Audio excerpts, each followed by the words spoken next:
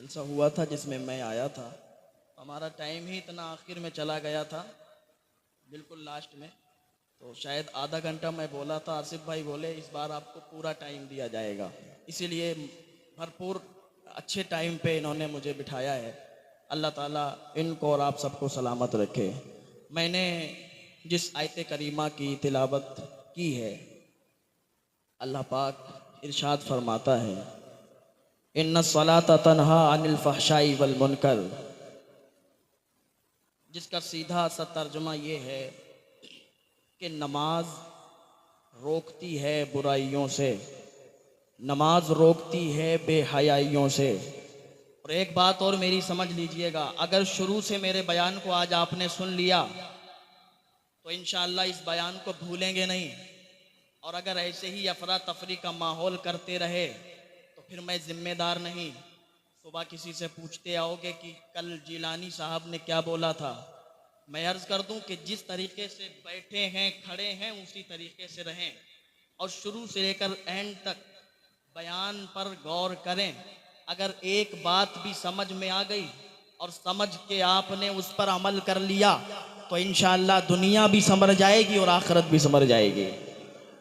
इन्नस सलात तन्हा अनिल फहशाई वल मुनकर, नमाज रोकती है बुराइयों से, नमाज रोकती है बेहयाइयों से। लेकिन मुशाहिदा ये किया जाता है कि जब नमाज रोकती है बुराइयों से बेहयाइयों से तो बहुत लोगों को ऐसा भी देखा जाता है जो नमाज पढ़ते हुए तो नज़र आते हैं लेकिन शराब पीते हुए भी नज़र आते हैं, नमाज पढ़ते हुए तो नज़र आते हैं लेकिन चोरी करते हुए भी नज़र आते हैं, नमाज पढ़ते हुए भी नज़र आते हैं, जिना के अड्डों पर भी नज़र आते हैं। तो जब नमाज रोकती है बुराइयों से बेहयाइयों से तो फिर नमाज ने कहाँ रोका?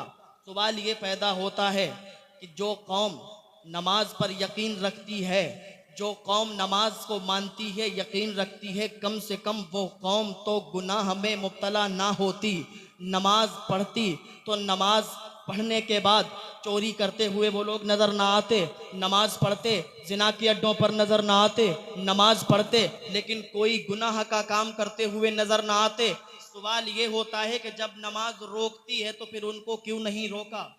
तो बस इतना ही बताना चाहूँगा, पूरी तकरीर का एंड इसी पर हो जाएगा। समात कीजिएगा, जब नमाज रोकती है तो मैं आपको बता दूं, रोकना और है रुकना और है। मुफ्ती मोइन साहब अगर माइक पर खड़े होकर आपको बुराइयों से रोकें, बेहयाइयों से रोकें तो इनके रोकने का कसूर नहीं है, क्योंकि ये आपको बुराइयों से रोक रहे हैं, ये आपको बेहयाइयों से रोक रहे हैं। लेकिन आप न रुकें तो कसूर आपका है, इनका नहीं है। नमाज रोकती है, नमाज छोटी छोटी बुराइयों से भी रोकती है, छोटे छोटे मुनकिरात से भी रोकती है। तो नमाज का कसूर नहीं है। जब बंदे न रुकें तो ये बंदों का कसूर है, इसमें नमाज का कसूर नहीं है। अकीमुस्सला, नमाज कायम करो, नमाज फर्ज है। अब नमाज की बारगाह में जाने के लिए नमाज मुतालबा करती है। नमाज किस चीज़ का मुतालबा करती है कि मेरी बारगाह में अगर आना है तो ईमान वाले हो जाओ। जब मेरी बारगाह में अगर आना चाहते हो तो ईमान वाले हो जाओ। तो ये ईमान क्या चीज़ है कि जिसकी बगैर नमाज की बारगाह में जा नहीं सकते?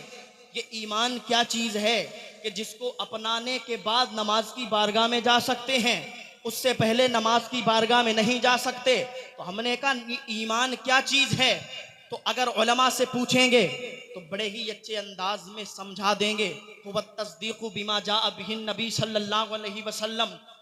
ईमान कहते हैं नबी पाक सल्लल्लाहु अलैहि वसल्लम की लाई हुई तमाम चीज़ों की तस्दीक़ात, यानी जो नबी लाए उनको मान लेना, उनकी तस्दीक कर लेना। तो ऐसा हो नहीं सकता कि लाई हुई चीज़ को मानो और लाने वालों को ना मानो, लाई हुई चीज़ आई हुई चीज़ को मानो, लाने वाले को ना मानो। ऐसा हो नहीं सकता कि कौल को मानो काइल को ना मानो। ऐसा हो नहीं सकता कि तुम इरशाद को मानो मुर्शिद को ना मानो। ऐसा हो नहीं सकता कि दावत को मानो दाई को ना मानो। तो पता चला हुजूर पाक सल्लल्लाहु अलैहि वसल्लम ने इरशाद फरमाया कि तुम तब तक मोमिन नहीं हो सकते जब तक सबसे ज्यादा मुझसे मोहब्बत ना करो, अपने माँ से, अपने बाप से, अपने बेटे से, सारी कायनात से ज्यादा जब तक तुम मुझसे मोहब्बत न करोगे तुम ईमान वाले नहीं हो सकते। तो रसूल के इस इरशाद से पता चला, रसूल के इस इरशाद से पता चला कि ईमान नाम है मोहब्बत रसूल का, ईमान नाम है रसूल की मोहब्बत का। अब कोई ना समझे और ये आयत करीमा पढ़े, वल्लदीना आमनु अशद्दु हुब्बन लिल्लाह, ईमान वाले अल्लाह से बड़ी मोहब्बत करते हैं, ईमान वाले अल्लाह से बड़ी मोहब्बत रखते हैं। अब अगर कोई इस आयत करीमा का तर्जमा करके कहे कि ईमान नाम है अल्लाह की मोहब्बत का, तो मुझे ये बताइए कि अल्लाह की मोहब्बत अलग है, रसूलुल्लाह की मोहब्बत अलग है? ऐसा नहीं हो सकता। रसूल की मोहब्बत से अल्लाह की मोहब्बत को जुदा नहीं किया जा सकता, क्योंकि अल्लाह की मोहब्बत एक है, रसूल की मोहब्बत एक है। अल्लाह की मोहब्बत और रसूलुल्लाह की मोहब्बत अलग नहीं है। ये और बात है कि लोग समझते हैं कि अल्लाह की मोहब्बत और है, रसूलुल्लाह की मोहब्बत और है, अल्लाह का जिक्र और है, रसूलुल्लाह का जिक्र और है। और जो ये समझते हैं, आज मैं ये समझाना चाहता हूँ, कहाँ तक लेके जाना चाहता हूँ कि चलिए मेरे साथ पीछे पीछे। अल्लाह का जिक्र और नहीं है, रसूलुल्लाह का जिक्र और नहीं है। तवज्जो से सुनिएगा, मैं ये बताना चाहता हूँ, हजरत शेख शहाबुद्दीन सोहरवर्दी हैं, जिनके बारे में हुजूर गौस पाक ने फरमाया कि अपने ज़माने के इतने आला वली हैं, इतने आला वली हैं कि उस ज़माने में उन जैसा वली कोई पैदा नहीं हुआ।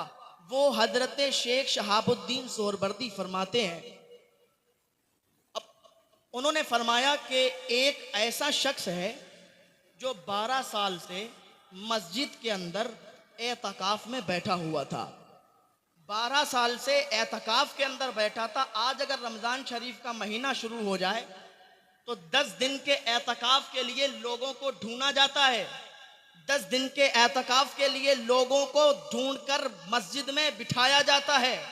बच्चे ही मिलते हैं, बुजुर्ग मिलते हैं, लेकिन वो नौजवान 12 साल से मस्जिद के अंदर एतकाफ में बैठा था। मैं समझाना ये चाहता हूं कि अल्लाह का जिक्र और नहीं है, रसूलुल्लाह का जिक्र और नहीं है। और शेख शहाबुद्दीन सोहरवर्दी कौन है? वो शेख शहाबुद्दीन सोहरवर्दी जिनकी बारगाह में दिल्ली से बाबा फरीदुद्दीन गंजे शकर गए और बाबा फरीदुद्दीन गंजे शकर उनकी बारगाह में मुरीद होने के लिए गए, और मुरीद होने के लिए जैसे ही उनकी बारगाह में पहुंचे हैं, वलियों की लाइन लगी है। वहां पर एक से एक उनकी बारगाह में लोग आए हुए हैं, वलियों की कतारें लगी हुई हैं, कतार दर कतार लोग खड़े हैं, हजरत शेख शहाबुद्दीन सोहरवर्दी से मिलने के लिए आए हैं। अब हजरत बाबा फरीदुद्दीन गंजे शकर रदी अल्लाह ताला अन्हु भी हजरत शेख शहाबुद्दीन सोहरवर्दी की बारगाह में चले गए और मुलाकात हुई, मुसाफा हुआ, बैठ गए। और थोड़ी देर के बाद हजरत शेख शहाबुद्दीन सोहरवर्दी ने फरमाया, अपनी कनीज़ों से कहा कि दस्तरखान बिछाया जाए, दस्तरखान लगा दो और जितने लोग हैं उनके हाथ धुलवा दो। हजरत बाबा फरीदुद्दीन गंजे शकर भी दस्तरखान पर बैठ गए, और जैसे ही हजरत बाबा फरीदुद्दीन गंजे शकर दस्तरखान पर बैठे, कनीज़ हाथ धुलवाने के लिए आई। हजरत बाबा फरीदुद्दीन गंजे शकर हाथ धुलने लगे, इधर हाथ धुल रहे थे कि नजर एकदम उसकी आंखों में पड़ गई, कनीज की तरफ निगाह उठ गई। हजरत बाबा फरीदुद्दीन की जो नजर थी वो कनीज की तरफ चली गई। अब लोग देख रहे थे, जिसकी जितनी निगाह होती है, जिसकी जितनी नजर होती है, वो उतना ही देखा करता है। हजरत शेख शहाबुद्दीन सोहरवर्दी की बारगाह में आए हुए लोग हजरत बाबा फरीद को देख रहे हैं कि बाबा फरीद तो यहाँ पर आके 2 जुर्म कर रहे हैं, एक तो पानी को बहा रहे हैं, पानी को गिरा रहे हैं, और दूसरा जुर्म ये कर रहे हैं, ये कनीज को टिकटिकी बांध कर देख रहे हैं, ये कनीज को टिकटिकी बांध कर देख रहे हैं। इन्होंने 2 जुर्म कर डाले, लेकिन किसी ने कुछ नहीं कहा।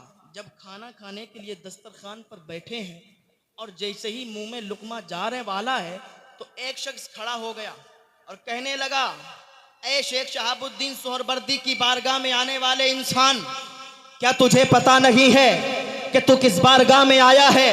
कि शेख शहाबुद्दीन सोहरवर्दी की बारगाह है। तुझे पता नहीं ये बारगाह कितनी आला है, और तूने यहाँ पर दो दो जुर्म कर डाले हैं। हजरत बाबा फरीद उठ के खड़े हो गए, कहा ओ इंसान कहने वाले, जरा ये तो बता दे मैंने जुर्म क्या किए हैं। तू मुझे बता रहा है, तू मुझे समझा रहा है, तूने इतना तो देखा है मैंने जुर्म किया है, लेकिन जुर्म क्या किया है। उस शख्स ने कहा है, उस इंसान ने कहना शुरू किया, ऐ आने वाले इंसान, तूने कनीज को देखा है, तूने टिकटिकी बांधकर कनीज की तरफ देखना शुरू किया है, तूने हाथों को धुला तो पानी को बर्बाद किया है, क्या ये तूने जुर्म नहीं किया है। बाबा फरीदुद्दीन गंज शकर को जलाल आ जाता है। बाबा फरीदुद्दीन को जलाल आ गया।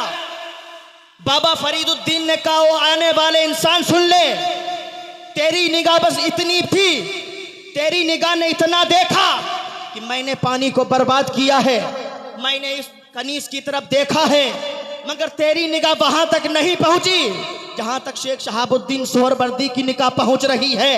क्योंकि शेख शहाबुद्दीन सोहरवर्दी वहीं पर बैठे हैं, खामोश बैठे हैं, उन्होंने कुछ नहीं कहा, क्योंकि वली को वली पहचानता है। हजरत शेख शहाबुद्दीन नहीं बोले।